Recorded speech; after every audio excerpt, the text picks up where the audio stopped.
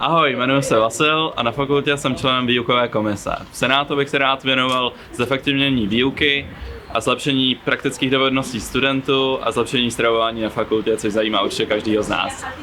Ahoj, já se jmenuji Metoděj, jsem z 6. ročníku a v rámci Akademického senátu 3. lékařské fakulty bych se rád zasadil o provázanost Univerzity Karlovy s naší fakultou a mimo jiné také o zlepšení naší výuky do moderní podoby, například simulačního centra. Ahoj, já jsem Ondra a v Senátu bych se rád věnoval efektivní výuce, ekologii a podpoře cyklistiky a 3. roli fakulty. Ahoj, já jsem Petr Michinka ze 6. ročníku a v Senátu bych se rád věnoval rozvoji spolupráce s fakultní nemocnicí Královské Vinohrady, podpoře studentských vědeckých aktivit a také modernizaci naší 3. lékařské fakulty. Ahoj, jmenuji se Tomáš a jsem ze 6. ročníku. Do Akademického senátu jsem se rozhodl znovu kandidovat, jelikož bych rád navázal na dobrou práci předchozí studentské komory. Jedním z projektů předchozí studentské komory byl nábyteček, jehož výsledky můžete vidět za mnou. A rozhodl jsem se kandidovat také proto, že by byl spojovacím článkem mezi novými senátory a již rozjetými projekty, kterými jsou například restrukturalizace kurikula, tak aby práce byla kontinuální a již udělaná práce nezapadla. Ahoj, jsem Martina Horáková ze 3. ročníku a v Senátu bych se ráda věnovala lepšímu využití prostor pro výuku mimo naší fakultu, například v areálu Státního zdravotnického ústavu, modernizaci výuky a zefektivnění evaluací. Ahoj, já jsem Klára a v Akademickém senátu bych se ráda věnovala podpoře praktické výuky a rozvoje mezinárodní spolupráce. Ahoj, já jsem Bára a v Senátu bych ráda otevřela diskuzi nad zvýšením efektivity výuky s důrazem na její praktickou část. Jako zásadní vidím také pokračování otevřenosti Akademického senátu a podporu studentů v aktivním zapojování do chodu fakulty.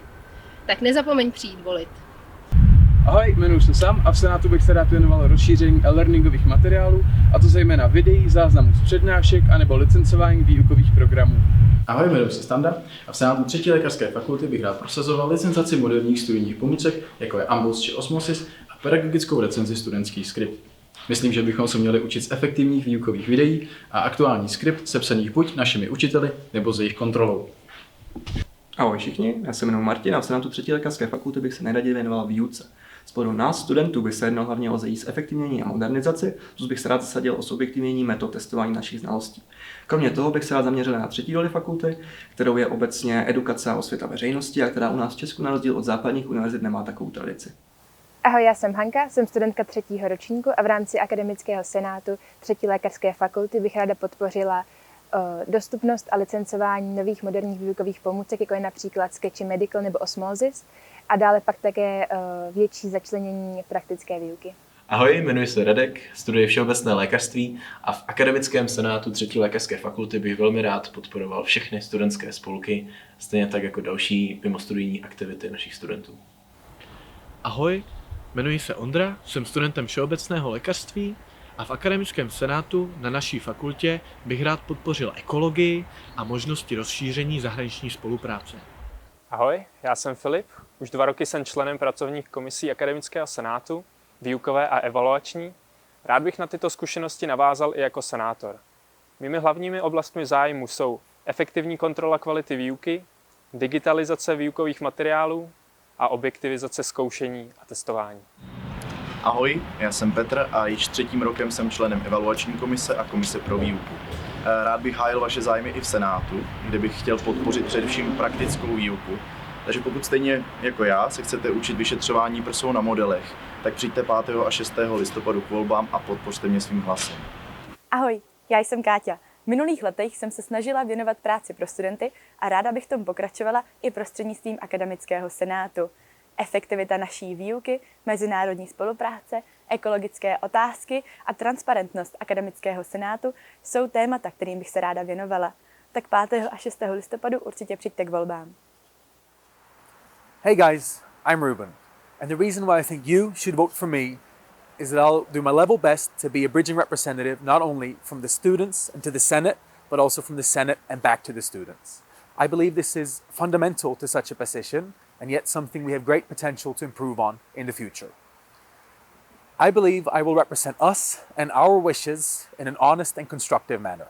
Now, if you do too, I'd love your trust in this election. Thank you. Hi, my name is Paulo.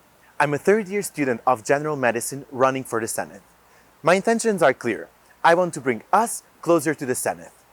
I believe that improvement is a continuous process that can only be done with the feedback of all of us. So if you, like me, believe that I can be this voice for the Senate, I would love to count with your support this Tuesday and Wednesday. Thank you. Ahoj, já jsem Káťa, studuji nutriční terapii a všeobecné lékařství a během svého působení v akademickém senátu bych se chtěla věnovat zpřehlednění a zjednodušení Erasmus pobytu pro studenty a dále chci v senátu zastávat názory a zájmy bakalářských oborů. Ahoj, jsem Áňa, studuju obor všeobecná sestra a v senátu bych chtěla navázat na spolupráci nelékařských a lékařských oborů a podporu evaluací. Ahoj, já jsem Kačka. Ráda bych v akademickém senátu v zájmu zvýšení kvality výuky podpořila didaktické a jazykové kurzy pro učitele. Ráda bych se zasadila o transparentnost změn v kurikulu a možnost studentů podílet se na těchto změnách. A dále bych ráda podpořila edukativní činnost pro veřejnost.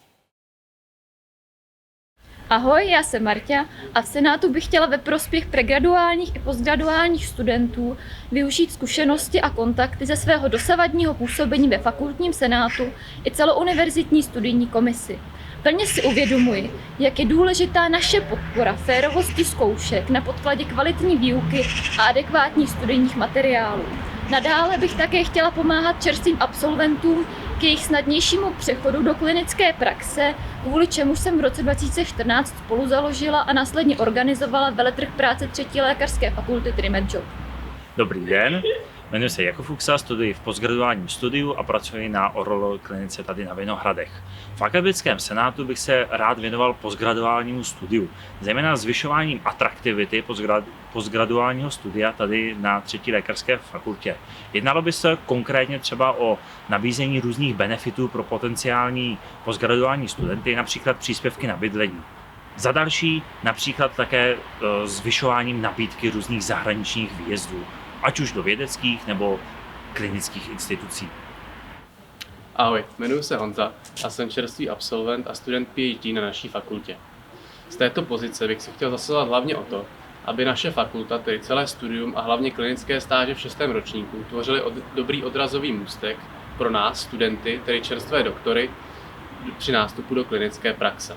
Zároveň bych chtěl, aby PhD studenti měli možnosti kvalitně se vzdělávat a zároveň, aby PhD studium bylo atraktivní pro absolventy. Díky.